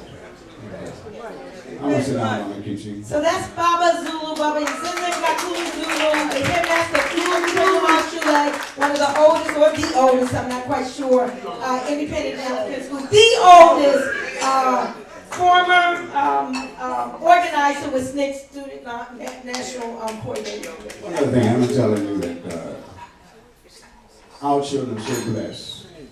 They said to me, Baba's always so blessed that you've been involved in the struggle. I teach them about everything you talked about. My experience, finding Fannie Lou Hamer, how she became the Mississippi Freedom Democratic Party chairman, with John Lewis and Kwame Ture and Marion Barry. Marion Barry was the first chairman of SNCC. I don't know if you know that or not. And the reason why Marion Barry was such a great man in D.C. is because he loved his people. They set him up, he went to jail, he got out, and what did he do? Man again, you know why? He took care of the senior citizens, he took care of the children. I know some of y'all who had jobs for Marion Barry. Man, I lived there for 10 years. He wanted me to come with him, but I told him I can't go that way. I can't receive any government funds. I wouldn't receive any European or government funds. We only receive funds from our people, you. You are the one that keeping us for 58 years. And thank you, and I hope you continue. And I hope those of you who have not will start supporting us. Thank you. Thank you, Mama Nkechi. That's Sunday, April 19th, 1:30 to 6 p.m., Veterans Plaza, Silver Spring. They have a building fund going on right now, because I know I recently donated to it, so, for your building. My dear sister Nkechi, this is Onaji. Hello, Baba J. How are you? From Jersey, Philly, whatever. So one is, thank you for mentioning James Foreman. But people need to know, anytime you say James Foreman in Riverside Church, say Irvin Davis. Yes. Irvin Davis was yes. right beside him at Riverside Church when they interrupted those services and made reparations in a national conversation. So always, and you say James Foreman, you say Irvin Davis, my teacher. Well, two, Nkechi, of course, we met in 1977 in Detroit.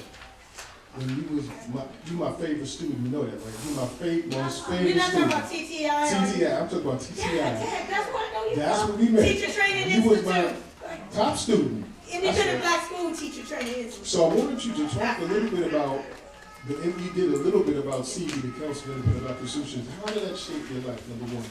Number two, also, if you will, share, when we went to Howard, I think he was teaching at the time, and COBRA's litigation committee met for about, 2 years? That experience was the college in itself. So if you could share that brief time that we met for about 2 years, putting our case together, I think the audience would like to know that. And one last thing, what is the importance of Durban, South Africa in 2001 at the World Conference Against Racism? Please share with the importance of that. Okay.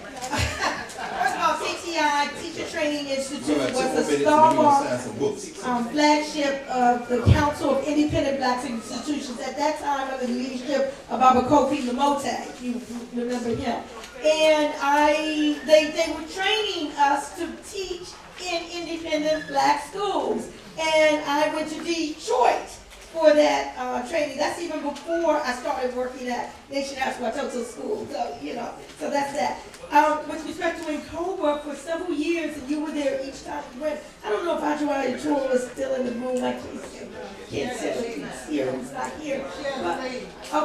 But Nkoba, National Coalition of Blacks and Reparations in America, had a legal strategies committee where we met consistently to talk about and strategize on how we're going to bring a case for reparations. Number one thing that always would come up was the statute of limitations, meaning your claim is too stale. So we came up with the importance that we're not just talking about the enslavement era, but we're talking about the living legacies that last on down through to this day, whether it's in the black-white wealth gap, whether it's in the health disparities, whether it's in the education inequities, whether it's in the criminal punishment system, whether it's in the lack of self-determination. We connected the dots between each of those things. We call those the 5 entry areas.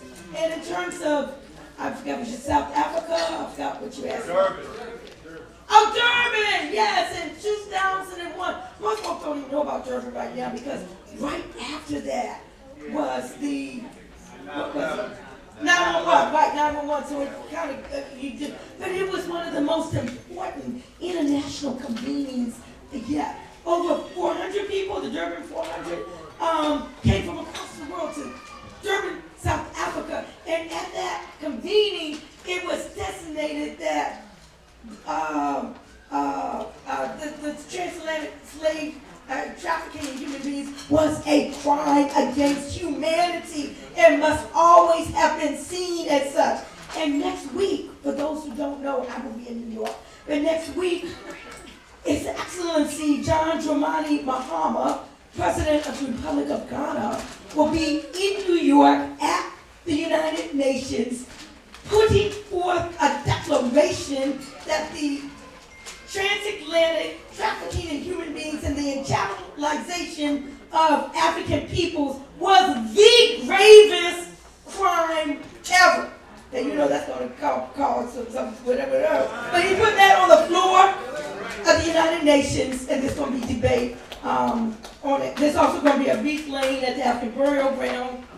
I'll be part of that and other things as well. So this is a global struggle. We must not look at each other as isolated people. And we are an African people. We are part of the African diaspora. And I don't know what you said, but I right on. Yeah. So yes, Brother Greg, where are you? Excuse me. Yes. For those who are familiar with the Peel Incorporated, next Saturday I will be speaking or will be reflecting on what is happening next week in New York with that historic visit in that historic declaration on the floor of the United Nations General Assembly. We're going to try to squeeze in maybe 3 more, and then we're going to sign some books. Go ahead. That's all. That's all. Can you hear me? Hi. I see. Somebody who had an answer. Okay. Angeline Fraser-Giles. Hi, Nkechi. Hey, Angeline. So my question is, and this is going to be a tough one. So recently, a friend of mine mentioned that she was abused by her brother. And you talk about abuse in your book, and I was just curious as to you including that. That's very personal. I think it's happened to a lot of us, and we are not able to fully articulate it. But you felt comfortable enough saying it in your book, and I'm just curious why you chose to say it in the book, and if there was anyone in your immediate circle. I know you didn't mention your mom or dad or anything, but did you have counseling for it, or did anything happen? Because I really think it is a pandemic. I really do think that it happens more than we're willing to admit that it happens, and more than people come forth and say that it's happening. So I'm just curious why you chose to say it in your book, and talk about how you dealt with that over the years. So I would say that in my memoir, I chose to offer my truth unapologetically and unfiltered, with honesty and with fervor. So that's why I included it and a whole lot of other stuff that I included in there that maybe I shouldn't have. But we too often don't talk about things. And I won't even talk, I'm just talking about things in general. I'm going to go back to Tulsa right now. People for decades, half a century, families didn't talk about that genocide that happened in Tulsa. It wasn't just Tulsa. It was Wilmington, North Carolina. It was Rosewood, Florida. It was Elaine, Arkansas. You name it. It was all over. Yeah. But we didn't talk about it. It was like swept under the rug. I asked my mother what it was like to ride in the back of the bus, and she said, well, young lady, we were from New York. We didn't ride in the bus. I mean, why hide the truth? They were trying to protect us. We don't need to be protected. We need to be healed. And see, back then, Angela, there weren't the type of resources that are there now. Resources that Linda Jones right there does as part of the writer doula and things and issues that deal with trauma. We are a traumatized people. It's in our genes. We were just talking about this today. I forgot it was just a few minutes ago about how this trauma, epigenetic inheritance, passed on through generations. They did a study of 3rd and 4th generation Holocaust survivors, their children and their grandchildren, great-grandchildren. They did a study. They found that trauma from the Holocaust, from their ancestors, was still in their genes, causing them to act out in certain ways. We never had studies on us. And that was just a few years ago. Our spans generations. So we need ways of dealing with trauma, whether it's sexual abuse, whether it's lynchings, whether it's just the everyday microaggressions. Okay? All of that. We're holding within ourselves. Baba J, we need to be healed. That's why NCOBA has this year of healing.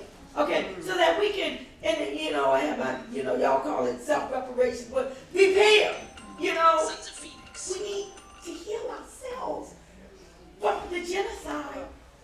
still experiencing today. So thank you for the question. Thank goodness there are resources out there now to help people. Many of the things, the personal things I tell about in my book, I'm not going to say, why you tell? And I didn't tell anybody at that time. And some of the things I didn't even know was abuse. But I mean, you know, you say no, and they don't, you know, they're going to go do something anyway. I mean, okay. I mean, it's like we don't even recognize abuse when it's there sometimes. But now we do have names for things. Okay, and we have people who are still, thank you, Linda, and thank you, Angela, for helping people through those traumas. Thank you so much, Nkechi, for sharing. Oh yeah, the work that Nkechi Taifa was doing, yes.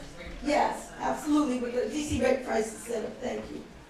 Yes, my name is Nkechi Taifa, and thank you so much, Nkechi, for this book and for sharing your life with us and the empowerment example that it represents.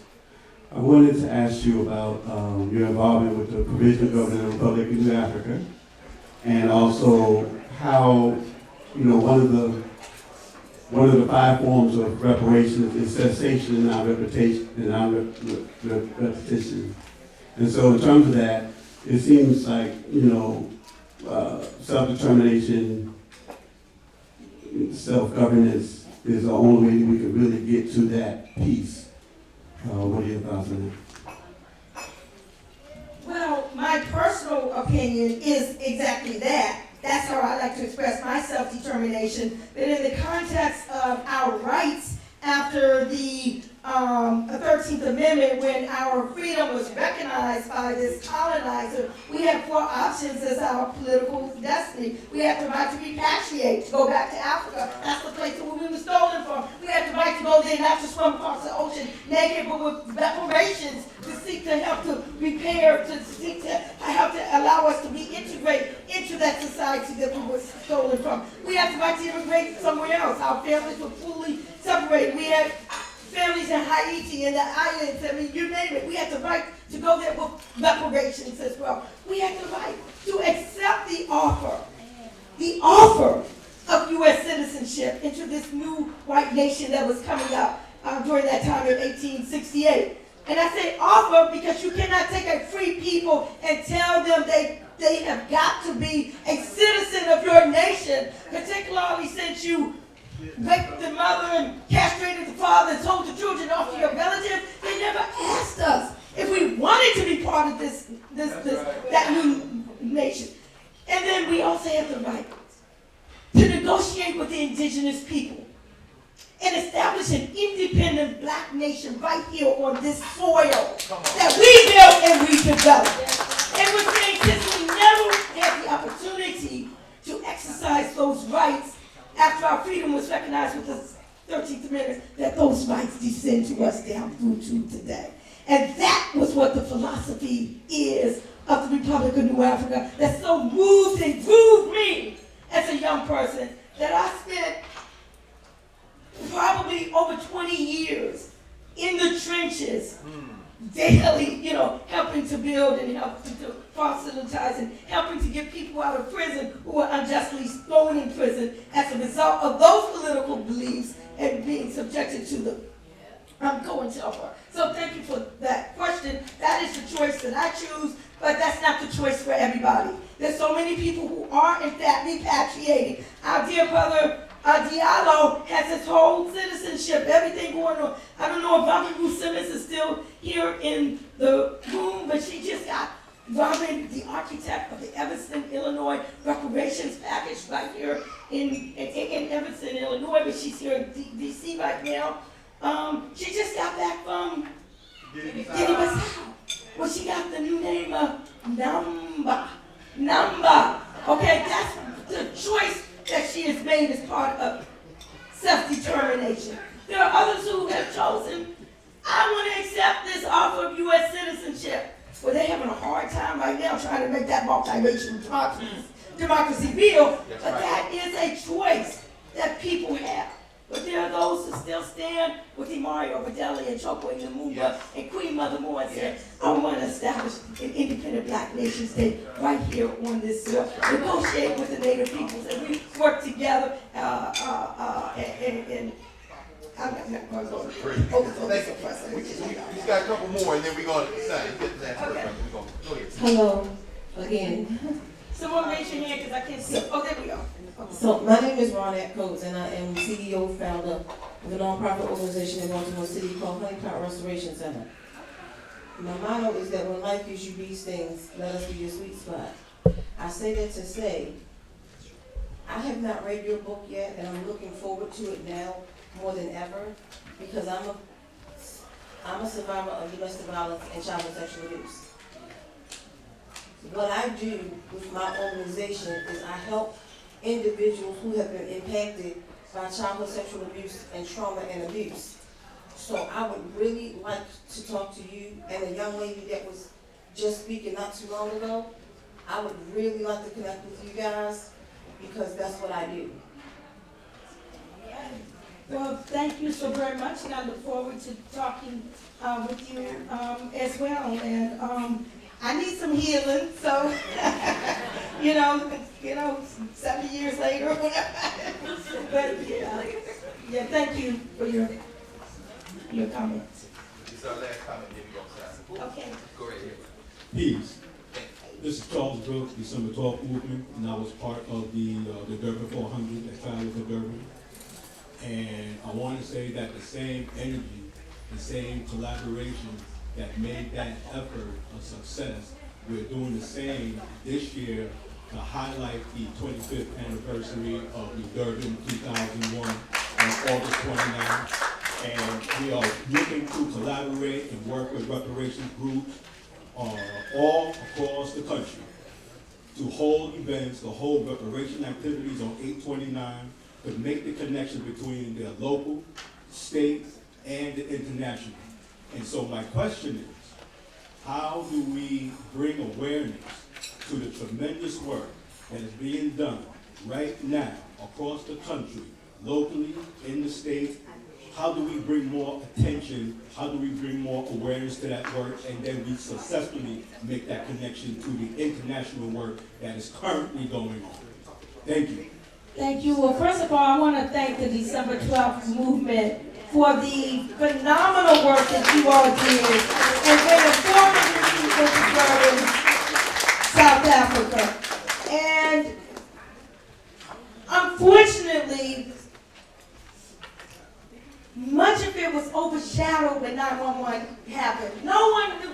I mean, it's like everything took over in terms of, when 911, because that was that same weekend. It was like when you all were coming back was when that happened. So what we can do is what we're doing right now. What you're here in town for as well, the Reparations Leadership Assembly, so that we can stop being in our isolated corners, so we can come together, we can collaborate, we can strategize together, we can help come up and promote each other's issues that are going on, and we can all work together. So what you're doing right now is a part of that. And also, we got to start telling the truths about things. There are things with December 12th and talking to Africa and Cobra and all like that. We got to come together. We got to figure out where our hatchets were that might have gone wrong or something. And we need to really work together as one. It's really interesting. There's a difference between back then and back now. Now, as I see with respect to disagreements, maybe it's because it's the internet now and all like that, I don't know.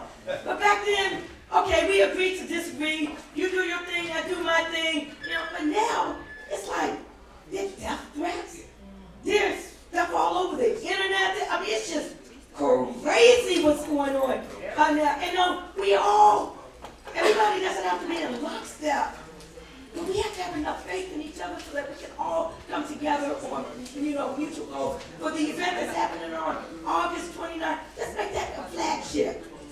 And make sure that all of the different groups out there come and support that and know the history of the Durban 400, that phenomenal film that you all put out, or somebody put out, that gives the history, because most folks not just don't remember, they don't know, period, because it was completely overshadowed by other events. So thank you.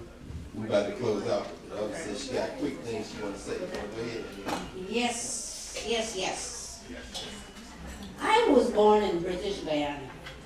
When I came back, time I came here, we had already had independence.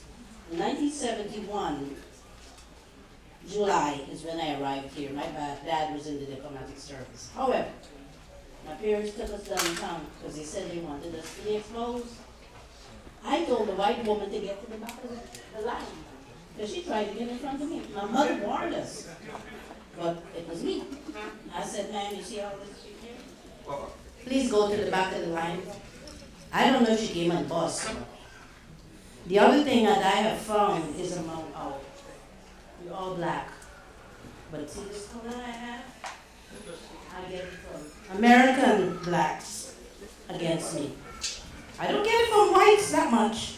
I've been in the federal government. It's black folks who, I learned a lot from you, from Nana Malaya, and a lot of others. And I do speak because my dad was a politician. I'm the only politician of his children. But I read a lot. Monday, I'm talking about women's issues, the community. And I don't want, I said, it would behoove me if I stood up in front and just addressed women in this country. There are women in the Caribbean and around the world who have been in leadership positions. You mentioned something about 1951. Something happened to a black woman in 1951 and she died. Henrietta Lacks. People need to know about her. Yes. I was going to speak about her on Monday, but then this other thing came up and I said, no, I'll do that at another time. I do address it to how university students who are in medical school, I talk with them. If you don't know about Henrietta Lacks, find out. The polio vaccine, they use that woman's cells. The COVID vaccine, they use that woman's cells. But it's heartbreaking when I get it from my own people here. And they say, she's foreign, what does she know? The first time I went in the English class in a college, it was Federal City College back then. And the professor came in and she said, I want everybody in here to write a paragraph of the black experience in this country. What the hell did I know about black experience in the United States? And I looked at her and I just left the class. I dropped it. And then Dr. Order, yeah, I really appreciate your testimony. I really do. I just want to make sure that I have some time to sign books, since I know we have a short period of time here. But thank you. I really appreciate everybody coming out here. But then I got to the Mecca. Yes. And then after I graduated, I left.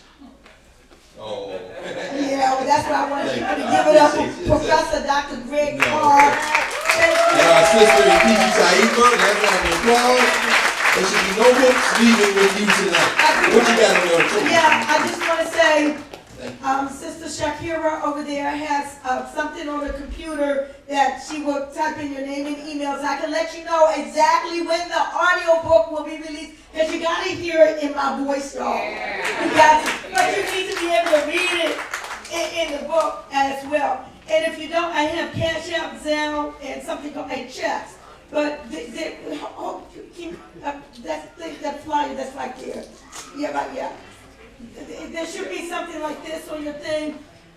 You can put your little QR code thing on any one of these books, and you can order them. It's from a black company. This is Black by Black, AALBC.com, African American Leadership Club. They carry all my books. I'm like a 35 bestseller, a 35 times bestseller on AALBC.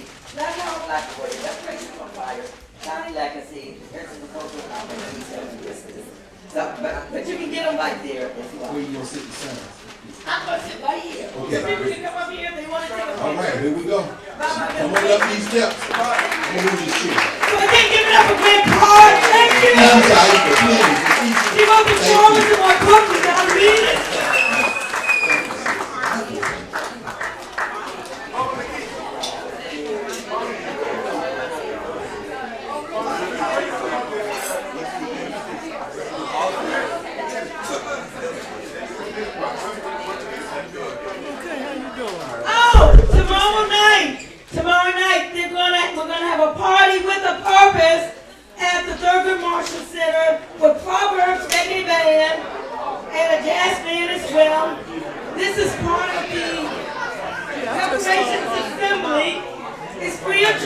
Again, what time? 7 o'clock.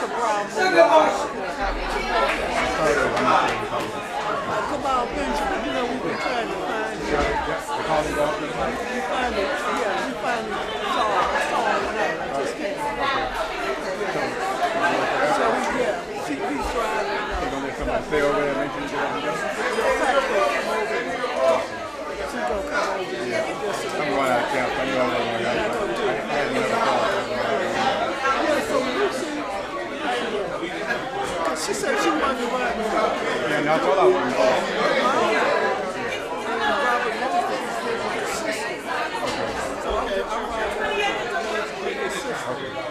No, but I was going to tell Lucy. If you see Lucy, tell her to call Kamal.